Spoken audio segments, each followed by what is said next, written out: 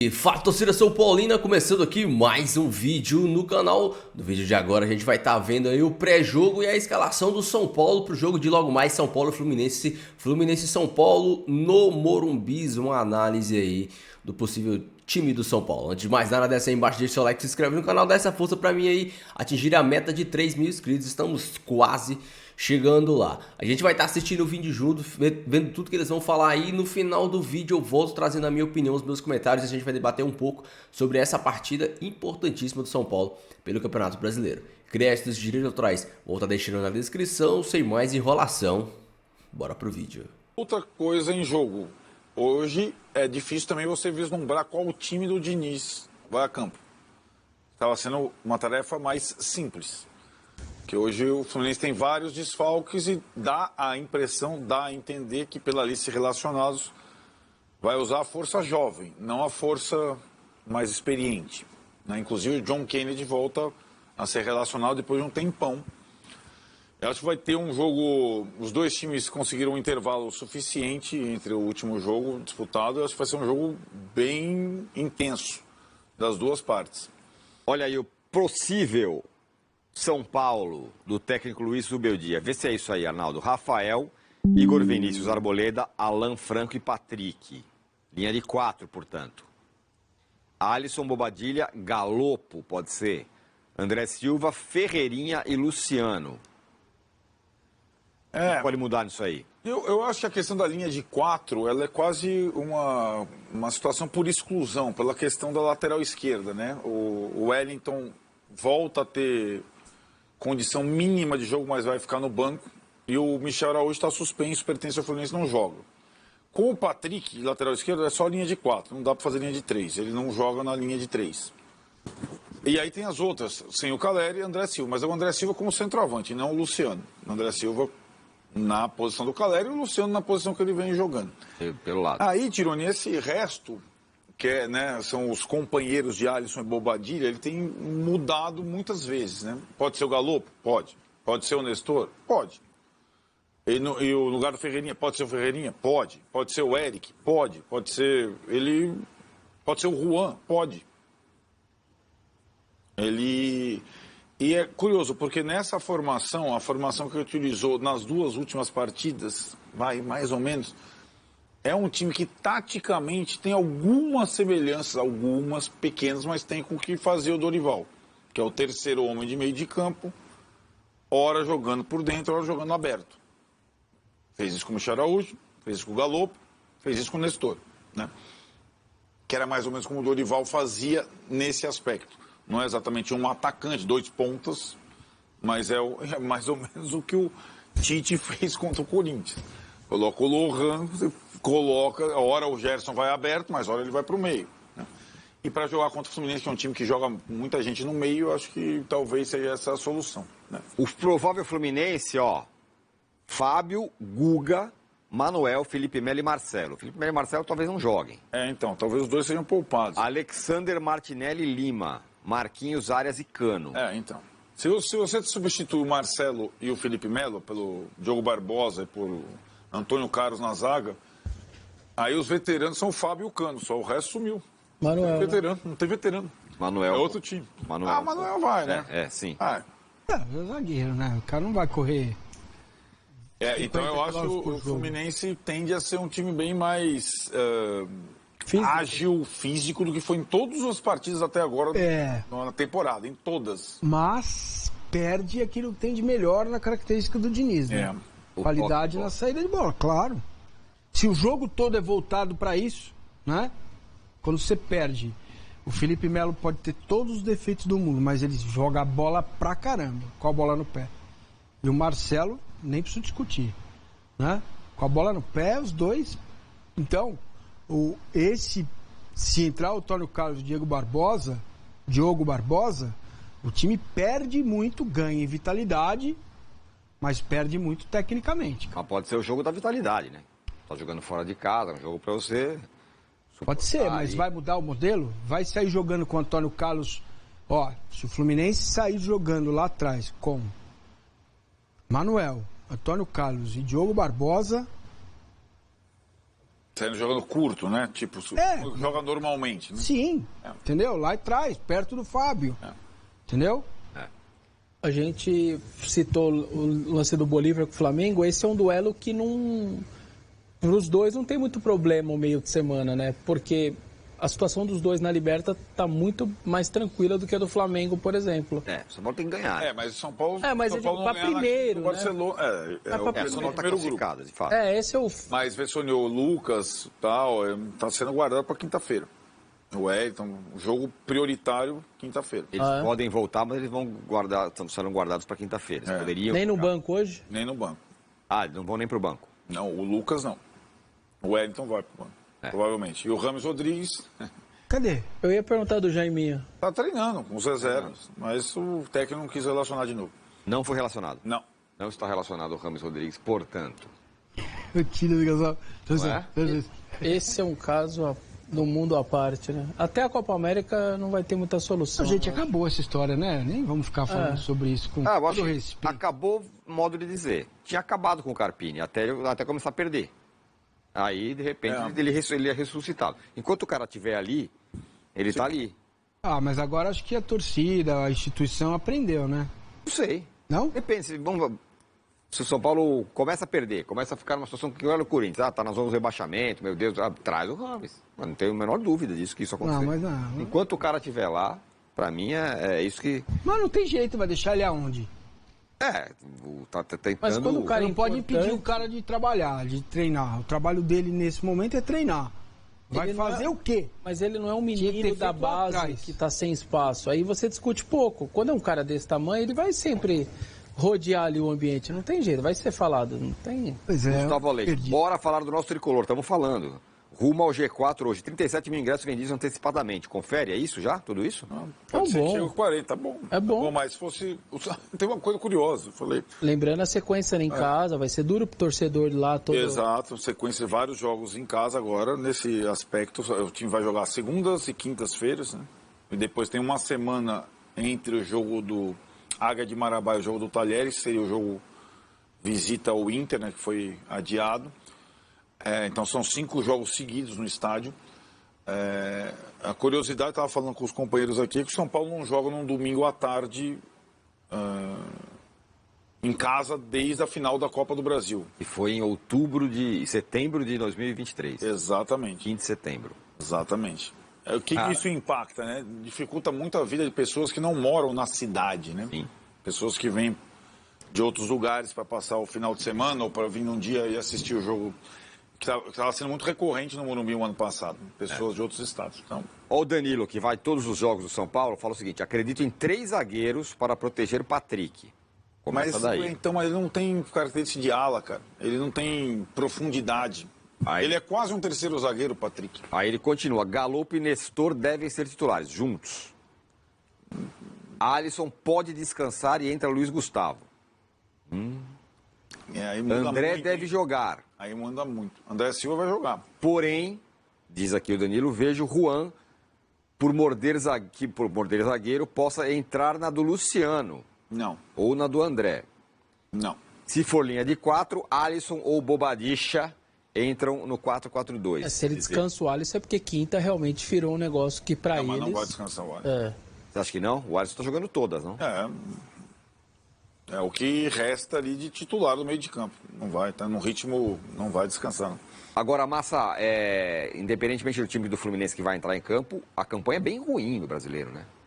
É uma campanha, por enquanto, de rebaixado. Sim, a campanha é bem ruim, mas a gente não pode esquecer que o Fluminense é campeão da Libertadores, que o Fluminense ganhou um jogo improvável contra o Colo-Colo, que o Fluminense começou a trabalhar depois dos outros, né? Então tem várias questões impostas aí que são inerentes ao modelo Diniz. É o modelo dele, é isso aí. Vai melhorar ou pode piorar muito, faz parte do contexto, né? Essa fala do Diniz depois do jogo, falar, a gente não pode olhar só para desempenho, né? Tem que olhar para o resultado. Talvez seja um aprendizado, talvez se ele não colocar o Felipe Melo e o Marcelo, ou pelo menos deixar um deles em campo, pode ser um aprendizado, mas eu não acredito nisso não. Acho que o Fluminense vai pro all-in de novo, vai manter o seu jeito. Acho que vai jogar com a tropa de choque toda? Não. Vai pro all-in no jeito de jogar. Sim. Congestionamento, lado direito, lado esquerdo. Vai concentrar o seu jogo ali. Vai fazer a saída de bola lá. Talvez o São Paulo possa aprender com o Colo-Colo, né? Porque o Colo-Colo, o Almiron disse que os melhores momentos do Colo-Colo contra o Fluminense foram dessa forma, marcação alta, pressionando o Fluminense e tomando a bola no campo de ataque. O São Paulo tem mais condição técnica que o Colo-Colo, inegavelmente. Então ele deveria, na meu ver, manter essa marcação alta. O problema é o desgaste. O São Paulo viajou 10 mil quilômetros em 10 dias, né? Em 2 semanas. É arriscado do ponto de vista dos 90 minutos. Se você faz 1-0, ok. Você ganha um tempo para respirar, deixa um pouco o Fluminense com a bola e respira. Agora, se você faz a marcação e não faz o gol, você vai ter um problema lá no segundo tempo de desgaste, porque não é fácil marcar o tempo todo alto. O Souza, ele mesmo, hein, Arnaldo? Aqui, ó. Diga. Fala assim, ó. Diniz vai com força máxima contra o São Paulo no Morumbi. E lembra que ele saiu em defesa do Carpini. Não sei qual é a relação de uma coisa com outra, mas... Saiu, né, na coisa de troca de técnicos e tal. Mas a força máxima ele não vai poder, né, por conta das ausências, né. A minha curiosidade é a seguinte, ele tinha firmado um time titular com Ganso, Douglas Costa e Marquinhos de lateral. A circunstância do Douglas Costa machucou no primeiro tempo contra o Colo-Colo. Aliás, foi ali que ele conseguiu arranjar um pouquinho o time, porque estava tomando um bombardeio. Agora a tendência de jogar o Guga e o Marquinhos, joga o lateral e joga o ponta. Ali o Fluminense vai ser forte por esse lado. Sem o Ganso e sem o Renato Augusto, que é o reserva, então assim, ele não tem os dois jogadores que são os pensadores, que normalmente são aqueles caras que carimbam as bolas do time nas ações ofensivas. Nenhum dos dois meias. Já é diferente sem Ganso e Renato Augusto do que a gente vê normalmente, né? E o Beto aqui coloca uma outra possibilidade, a gente fica aqui, né, no exercício do que pode ser o São Paulo, né? Considerando que o Zubeldia muda toda hora. Ele fala o seguinte, acho que o Zubeldia vai no 4-4-2, com Alisson, Bobadilha, Nestor e Galopo. E na frente, Luciano e André Silva. Acho que tem uma questão nesse possível sistema que são as laterais, né? Do lado esquerdo não vai ter profundidade. Se tivesse o Wellington bem, eu gosto muito desse sistema e gosto desses jogadores. Acho que estaria um bom time, mas acho que faltaria um pouco da profundidade do Wellington pela esquerda. O Patrick não é exatamente esse jogador, mas eu gosto desse time, eu acho bem viável. É interessante notar que dá para fazer um time assim sem Wellington, Lucas, Calério, Rafinha, Rato, Pablo, é isso? Falta um? Então São Paulo tem elenco. Mesmo sem 6 titulares, dá para fazer um time forte. Calério. Araújo, 7. E eu tô curioso para saber 7. como que porque o Diniz optou aí, a diretoria, né, pela volta dos afastados. Sim. Então o Alexander, por exemplo, tá na nossa prévia já para ir para o jogo, ele era um deles. Aí o John Kennedy... É que ele já tá jogando, o Alexander. O John Kennedy volta hoje. Volta hoje. Então como vai se comportar, se entendeu, se... E lembrando, viu, torcedor, se o Fluminense soltou aquela nota oficial, é porque a tampa tinha estourado. Eles já devem ter encoberto. Normalmente o futebol é assim, os caras encobrem 1 milhão de casos, para a hora que não deu mais eles vão e expõem. Então pro Fluminense ter soltado a nota... é porque internamente já tinha tentado muita coisa e vamos ver se o menino se comporta. Enfim, tem um futuro pela frente, mas vai precisar dele. Chega uma hora que não tem mais o que o clube, sei lá, fazer. É ele que vai ter que pôr a cabeça no lugar. Um detalhe só, me perdoe, a informação é importante. O Aníbal Moreno sofreu uma lesão no olho direito, fez cirurgia laser, vai ficar 2 semanas fora. Caramba. 2 semanas fora? Só volta em junho. Aliás, acho que é aniversário dele, que eu vi o Racing postando parabéns dele, é aniversário dele hoje. O Dodô Oliveira fala, hoje veremos a invenção do Diniz. Cano vai fazer a saída de bola com um volante. Flu vai jogar mais ou menos como foi contra o Bahia e vai perder para a pressão alta e intensa do Zubeldia. Essa situação eu vi com o Bahia muito contra o Corinthians, Tanto que o Suíção, mas não, ele não tanto que ele perde a bola, né? Perde a bola no gol. Perde a bola no gol, O primeiro gol. Pelo amor de Deus.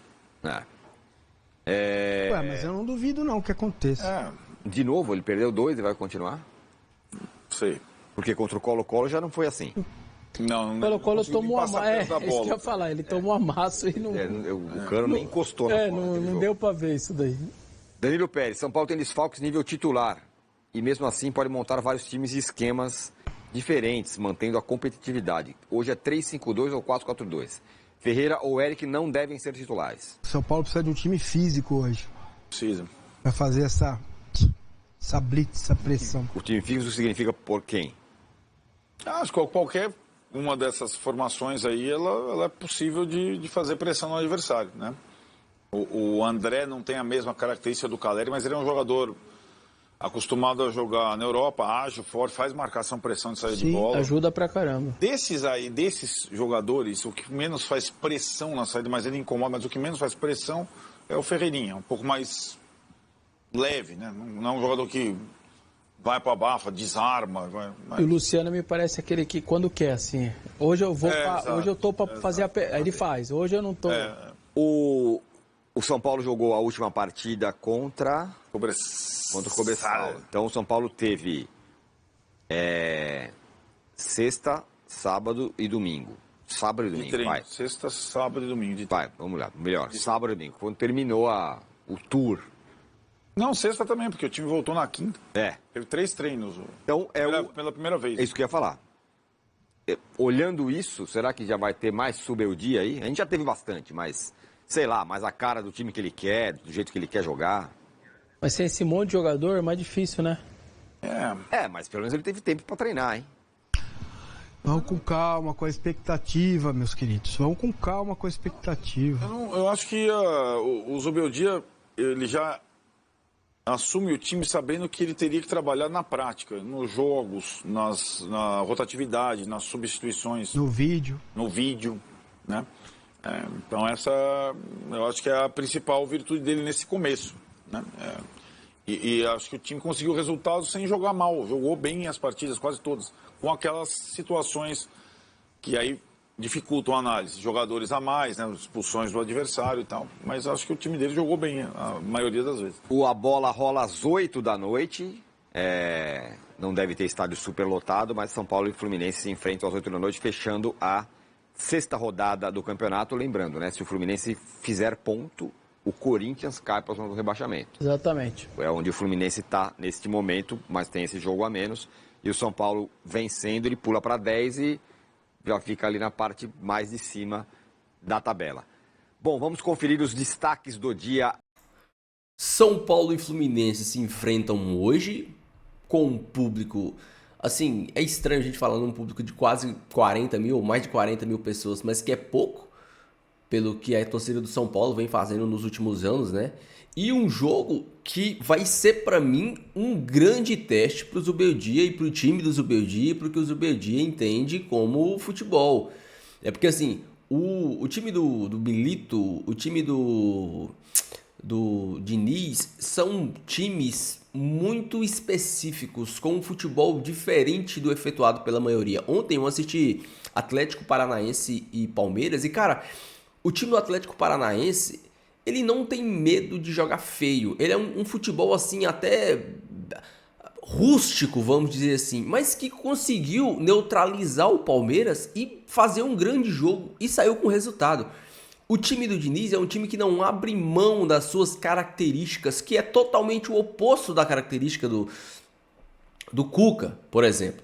Né? Então, assim, marcar o time do Diniz, você tem duas formas. Uma, que quando dá certo, você destrói o time, que é a marcação, pressão lá em cima, todo mundo mordendo. Por quê? Porque o time do Diniz, ele é feito para isso. Eu lembro, né? O Diniz treinou o São Paulo, então o time do Diniz, ele é um time que arma armadilhas. Ele fica com a bola lá atrás, o time adversário sai, vai marcar ele lá em cima, mas com troca de passes rápidas, com movimentos, ele acaba saindo dessa primeira marcação e aí ataca todo mundo. A grande questão é, quando essa marcação está muito encaixada e o time não consegue sair com essa bola e o time adversário rouba essa bola lá, você está dentro do gol do Diniz e aí é bem mais difícil.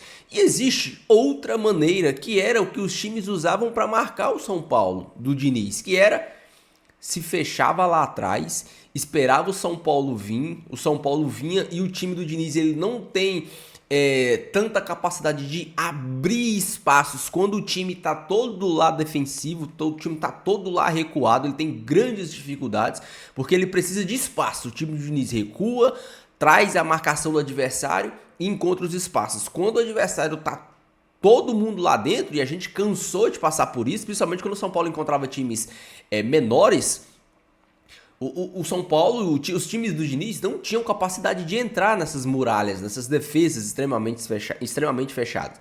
Então, o time se fecha, o time fica extremamente fechado lá e aproveita erros, afobações para sair no contra-ataque, fazer gol. E o São Paulo perdeu muitos jogos assim. Tinha 80% de posse de bola, não conseguia criar, o adversário chegava 2 vezes no contra-ataque e fazia o gol. Então, o Zubeldia ele vai ter essas 2 formas de se trabalhar. E os times do Zubeldia, ele não costumam ser times que marcam lá na frente o tempo todo. Então eu tô curioso para saber como o Zubeldia vai fazer isso.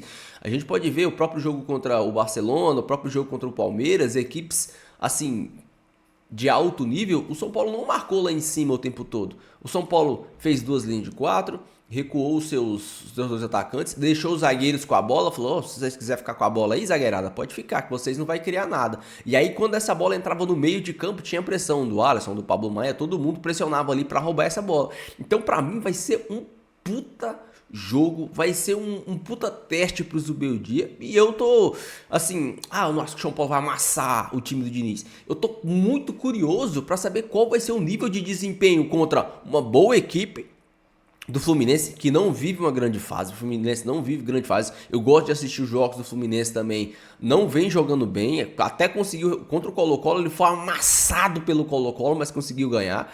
Então assim, o Fluminense não vem jogando bem, mas vem conseguindo resultados. Mas mesmo assim, o estilo do time do Diniz, o estilo próprio do Fluminense vai ser um bom teste. Porque o São Paulo conseguiu algumas vitórias, mas o grande problema dessas vitórias é a mídia falando, os times de menores de expressão, times pequenos, time tinha um a menos, o time adversário. Contra o time do Diniz, eu acho que vai ser um bom teste pro São Paulo. Vai ser um bom teste pro time do Zubeldia, ver como ele vai se portar contra uma equipe de um futebol bem característico. Infelizmente, não vamos ter o Caleri, mas o André Silva para mim é um bom substituto, um muito bom substituto. Joga muito bem, tá muito bem. O Alisson e Pablo Maia não vão poder estar porque o Pablo Maia tá lesionado, mas o Alisson, cara, o que ele subiu de rendimento. O Alisson ele via numa constante com o Dorival, vinha muito constante. Quando o Zubeldia chegou, ele cresceu muito a produtividade dele, não só na parte defensiva, mas também na parte de criação. Então, assim, tô muito ansioso, tô muito animado para ver qual vai ser o desempenho do São Paulo contra uma boa equipe. Para mim vai ser um jogão.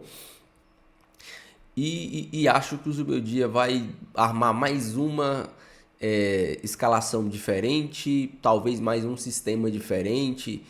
Acho que ele vai dar uma mudada, porque ele sempre vem mudando. E isso é bom, isso mostra que ele tem total controle do time que ele tem em mãos, ele tem total controle do elenco que ele tem, ele pode fazer substituições dentro do jogo sem trocar peças, ele muda o esquema do time sem trocar peças, mudando jogador de posições, ou mesmo falando para os jogadores, você fica mais e você vem para cá. Ele é um cara muito inteligente e eu estou bem animado com o que o Zubeldia pode fazer. Deixa aí a sua opinião, seu comentário, eu quero muito saber, não esqueça de deixar o seu like e se inscrever no canal se você não for inscrito, beleza? Fiquem todos com Deus, até o próximo vídeo e valeu!